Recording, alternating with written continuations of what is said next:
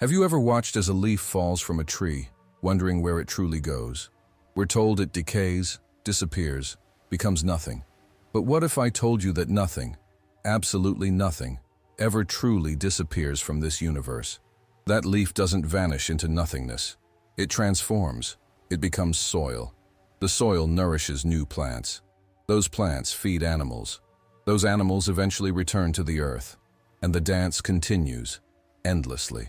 This revelation might seem obvious on the surface, basic science even, but its profound implications have been hidden from us, obscured by a society built on the fear of endings, the dread of loss, the terror of death. We've been conditioned to see death as finality, to view loss as permanent. This perspective doesn't just diminish our lives, it fundamentally misrepresents the very nature of existence. Friedrich Nietzsche, that mustachioed iconoclast of 19th century philosophy, saw through this illusion.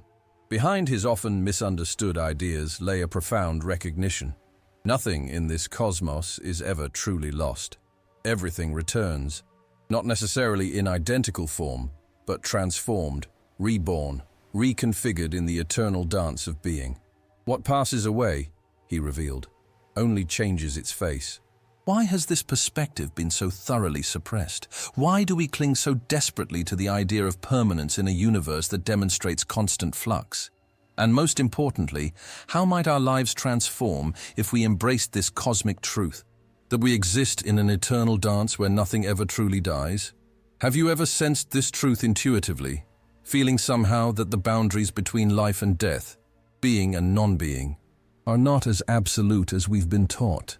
Consider for a moment what happens when you lose something precious.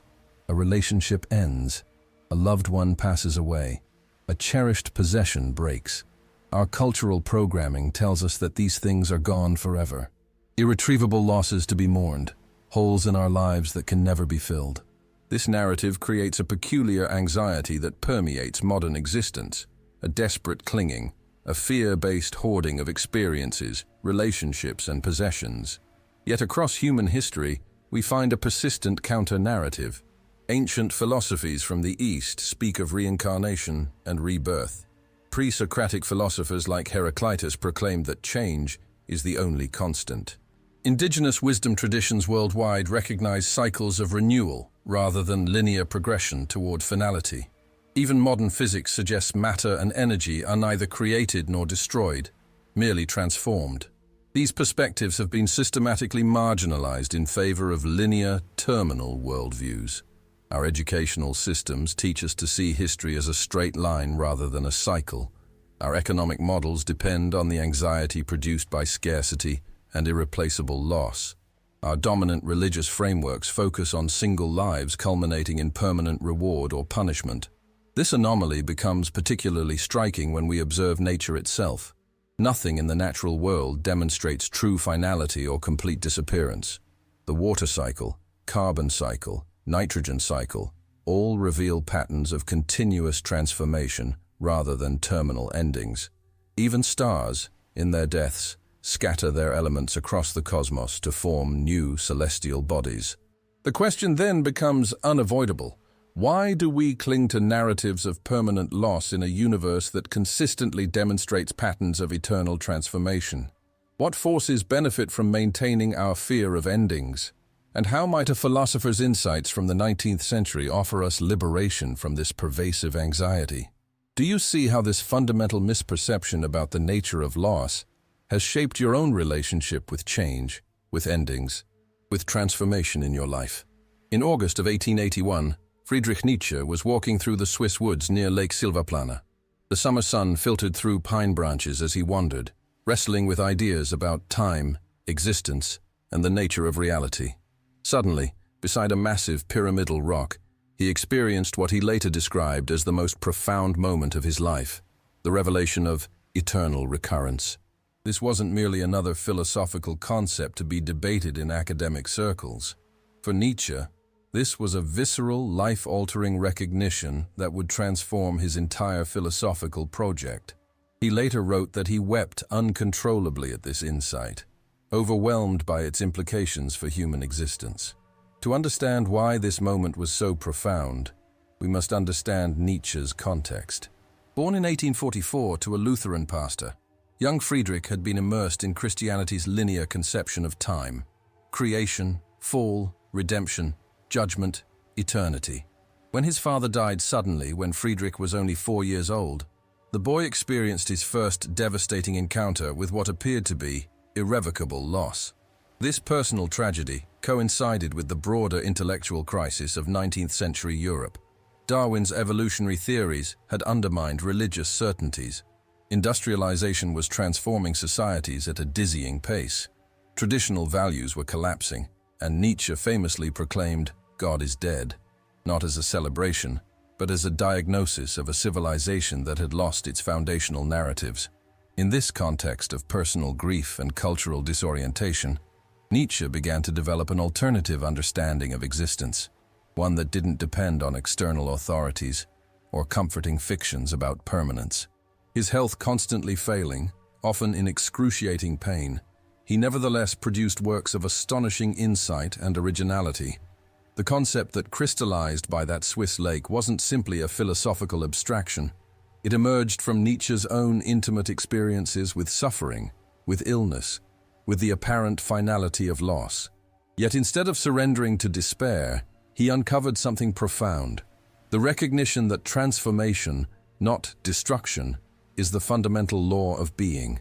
What made Nietzsche uniquely positioned to perceive this truth when so many others remained blind to it? And why has this aspect of his philosophy been so consistently overshadowed by more controversial elements of his thought? Nietzsche's revelation wasn't without precedent. His extensive classical education had exposed him to ancient Greek philosophers who had glimpsed similar truths. Heraclitus, whom Nietzsche deeply admired, had proclaimed "Panta rei," everything flows. The pre-Socratic thinker had observed that no man ever steps in the same river twice, recognizing that both the river and the man are constantly changing. Evidence for Nietzsche's insight about eternal transformation appears throughout his writings, but finds its clearest expression in Thus Spoke Zarathustra, his masterpiece published between 1883 and 1885. In this work, Zarathustra teaches, "All things return eternally, and we ourselves with them. We have already existed an infinite number of times, and all things with us." What's remarkable is how Nietzsche's intuitive philosophical insight has been increasingly validated by modern science. The first law of thermodynamics, formulated in his lifetime, established that energy can neither be created nor destroyed, only transformed. The conservation of mass energy would later become a cornerstone of physics, confirming Nietzsche's intuition at the most fundamental level of reality. In his personal correspondence, Nietzsche reveals how deeply this recognition affected him. In a letter to his friend Peter Gast in 1881, shortly after his experience by Lake Silvaplana, he wrote, "I have just lived through the most wonderful days of my life, the conception, or rather the birth, of my latest child. It comes dancing into the world with a golden laugh, and yet is terrifying in its implications." What makes this evidence particularly compelling is how it emerged from both Nietzsche's scholarly understanding of ancient wisdom and his personal confrontation with suffering.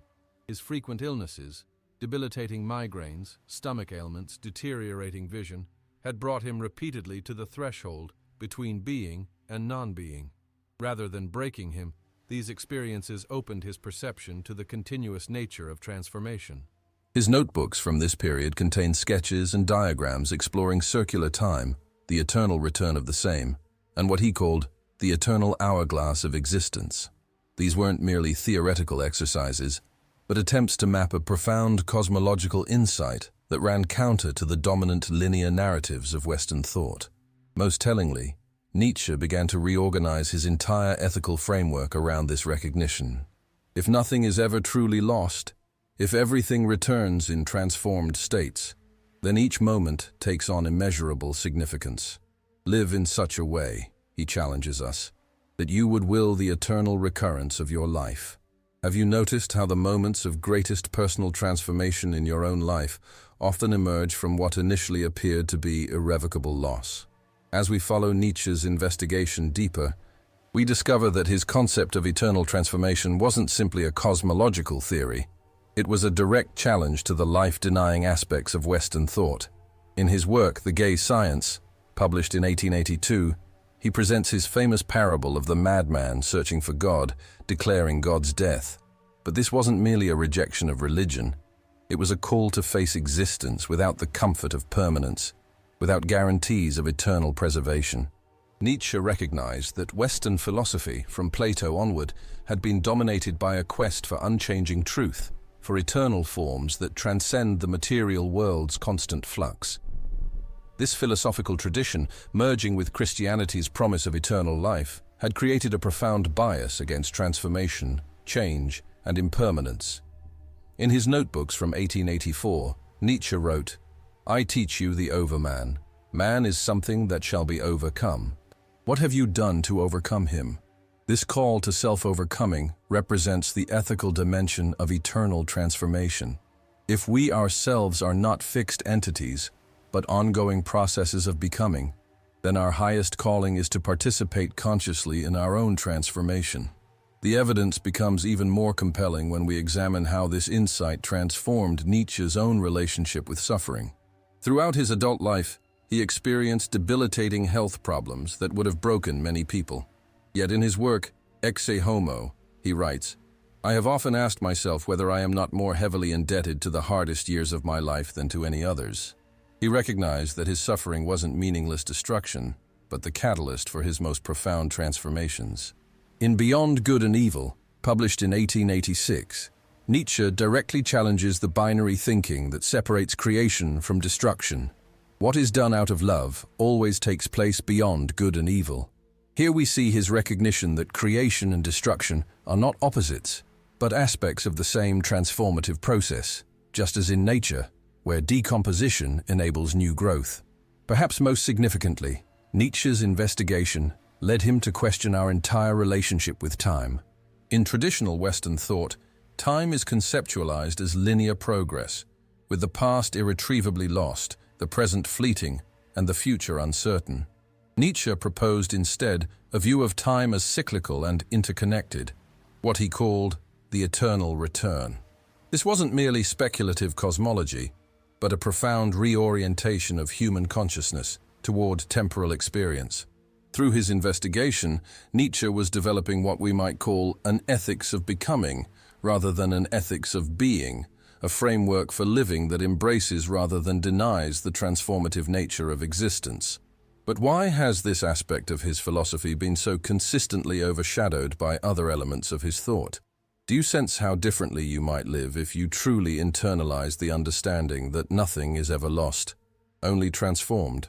As we trace the pattern, emerging from Nietzsche's investigations, we begin to see the outline of a profound alternative to the dominant Western paradigm, where conventional thinking sees individual, isolated entities destined for eventual destruction. Nietzsche perceived a continuous dance of becoming, a cosmos where transformation, not annihilation, is the fundamental principle. This pattern appears consistently across Nietzsche's mature works.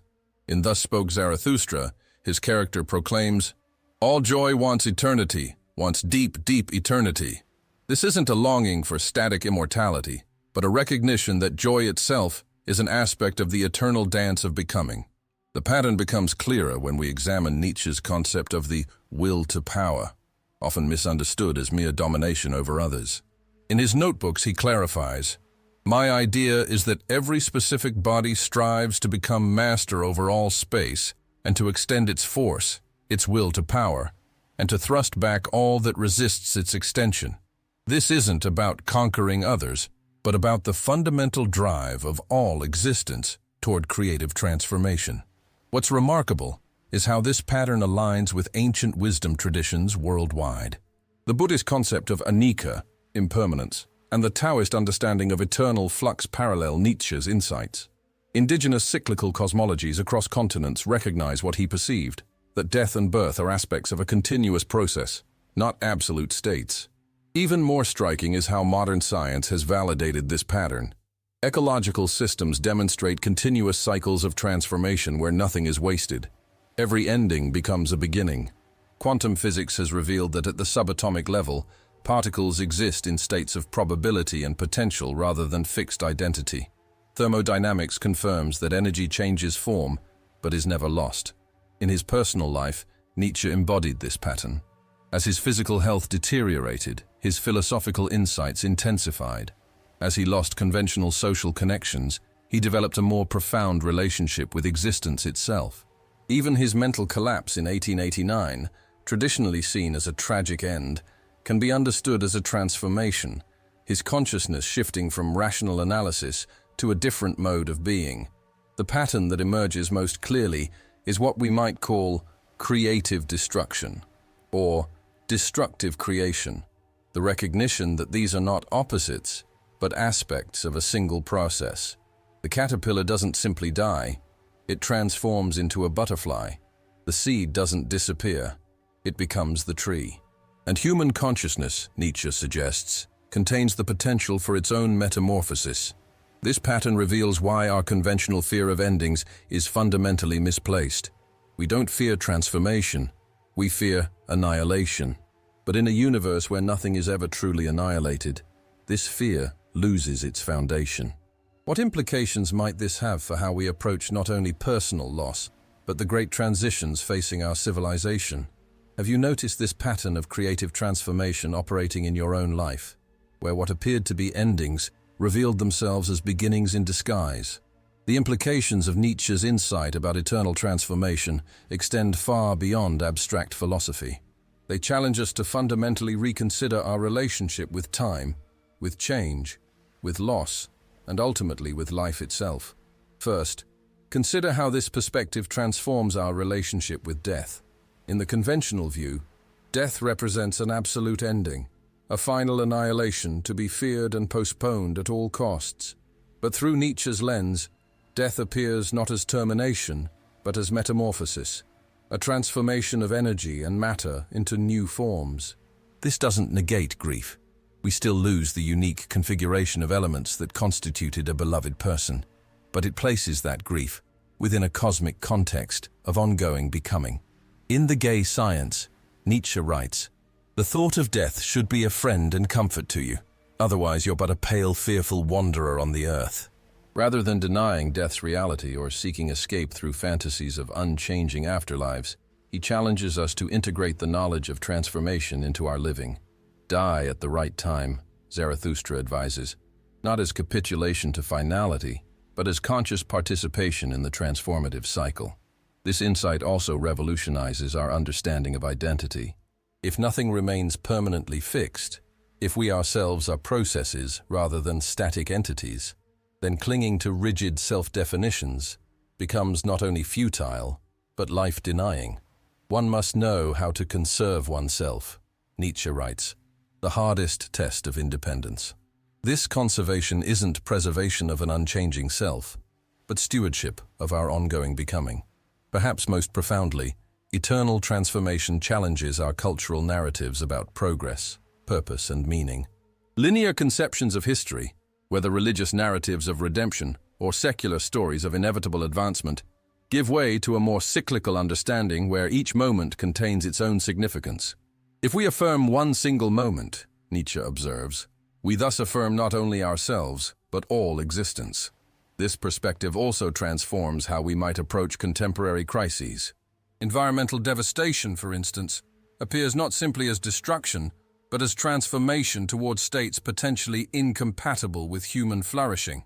Our responsibility becomes not to prevent change, an impossibility, but to participate consciously in shaping the nature of ongoing transformations. Even personal suffering takes on new meaning. Rather than meaningless affliction to be merely endured, suffering becomes potentially generative, the necessary breaking open that precedes new growth. "What doesn't kill me makes me stronger," Nietzsche famously wrote, not as glib consolation, but as recognition of transformation's sometimes painful necessity. Most radically, this insight challenges the foundation of consumer capitalism, which depends on creating artificial scarcity and the anxiety of irreplaceable loss. If nothing is ever truly lost, if value constantly transforms rather than disappearing, then the frantic acquisition and desperate preservation driving our economic system lose their emotional hold. How differently might we live if we truly internalized this understanding? How might it transform our relationships, our work, our relationship with time itself? And why has this potentially liberating perspective been so consistently marginalized in our intellectual and spiritual traditions? Have you glimpsed how embracing transformation rather than fearing loss might fundamentally alter not just your perspective, but the very quality of your lived experience? The marginalization of Nietzsche's insight about eternal transformation wasn't merely accidental. It represents a systematic suppression of perspectives that threaten established power structures. This suppression operates through interconnected philosophical, religious, economic, and political mechanisms that collectively constitute what we might call the ideology of finality. Philosophically, Western thought has privileged being over becoming, since Parmenides argued that change is illusory and only the unchanging is real. Plato's theory of eternal forms further entrenched this bias, positioning the changing physical world as mere shadow of unchanging ideals. This philosophical foundation provided the conceptual architecture for rejecting transformation as fundamental reality. Religiously, while many spiritual traditions recognized cyclical time and continuous transformation, dominant Western religious institutions emphasized linear narratives culminating in final judgment. The Christian concept of eternal heaven and hell represents perhaps the ultimate expression of the ideology of finality, the idea that one's destiny could be permanently fixed, beyond all possibility of further transformation. In his notebooks, Nietzsche observed, "Christianity was from the beginning, essentially and fundamentally, life's nausea and disgust with life, merely concealed behind, masked by, dressed up as faith in another or better life." This disgust, he suggested, emerged precisely from the denial of life's fundamentally transformative nature. Economically, the ideology of finality serves capitalism's needs by creating artificial scarcity. If objects, experiences, and relationships can be irretrievably lost rather than transformed, then acquisition and hoarding become rational responses. The fear of endings drives consumption far beyond actual needs. Politically, the ideology of finality supports hierarchical power structures by suggesting that current arrangements are either inevitable or divinely ordained. When transformation rather than permanence is recognized as the fundamental reality, all claims to unchangeable authority become questionable. Nietzsche's call to philosophize with a hammer, to tap existing idols and reveal their hollowness, directly challenged these claims to permanence. Even academically, Nietzsche's work has been systematically misrepresented. His concept of the Übermensch, often mistranslated as Superman, wasn't about racial superiority, but about humanity transcending its current limitations through ongoing self-overcoming. His declaration that God is dead wasn't atheistic triumphalism, but recognition of a profound cultural transformation with ambiguous implications. Perhaps most insidiously, the ideology of finality has been internalized psychologically, creating what Nietzsche called ressentiment, a bitter hostility toward life's transformative nature, and a yearning for fixity, certainty, and permanent resolution. This psychological condition makes us vulnerable to political and religious authorities, promising final solutions to existential uncertainty. Nietzsche's vision of eternal transformation thus represents not merely an alternative philosophy, but a direct challenge to interlocking systems of control that depend on our fear of endings, our dread of loss, our anxiety about impermanence. His call to amor fati, love of fate, embracing the necessity of change, wasn't merely personal therapy, but revolutionary praxis. The conspiracy against transformation isn't coordinated by shadowy cabals, but embedded in our civilization's foundational narratives, economic structures, and psychological conditioning. Recognizing this doesn't require paranoia, but clarity, the willingness to see how profoundly our perception of reality has been shaped by systems that benefit from our fear of loss. Have you considered how your own anxiety about loss and endings might be not a natural response to reality, but a conditioned reaction serving interests other than your own flourishing? The systematic obscuring of Nietzsche's insights about eternal transformation reveals much about the structures of power and control in Western civilization. This concealment operates through multiple, overlapping mechanisms that work to maintain what Nietzsche called the spirit of gravity, the heavy seriousness that treats current arrangements as necessary and permanent. First, Nietzsche's ideas were deliberately misrepresented by the Nazi regime, which selectively appropriated and distorted his work after his death. His sister Elizabeth, who controlled his literary estate after his mental collapse, edited his writings to align with her own nationalist and anti-Semitic views. This political misuse created lasting associations that obscured his actual philosophy, particularly his celebration of becoming over-fixed identity. Academically, Nietzsche's work has often been fragmented, with scholars focusing on controversial elements like the will to power or the death of God, while neglecting the unifying vision of eternal transformation that gives these concepts their context. This academic compartmentalization effectively dismantles the revolutionary potential of his integrated philosophy. Religious institutions have particular reason to resist Nietzsche's vision. While many religious traditions contain mystical elements that recognize transformation as fundamental reality, institutional religion often depends on claims to unchanging truth and promises of permanent salvation or damnation. Nietzsche's joyful embracing of transformation undermines these claims to finality. In Thus Spoke Zarathustra, he writes, "I love him who lives to know, and who wants to know, so that the overman may live someday. And thus, he wants to go under." This going under, the willingness to be transformed rather than preserved, directly challenges religious promises of personal immortality. Economically, acknowledging transformation as fundamental reality would undermine consumer capitalism's emotional engine. If nothing is ever truly lost, if all things recur in different forms, then the frantic accumulation driving our economic system loses its psychological grip.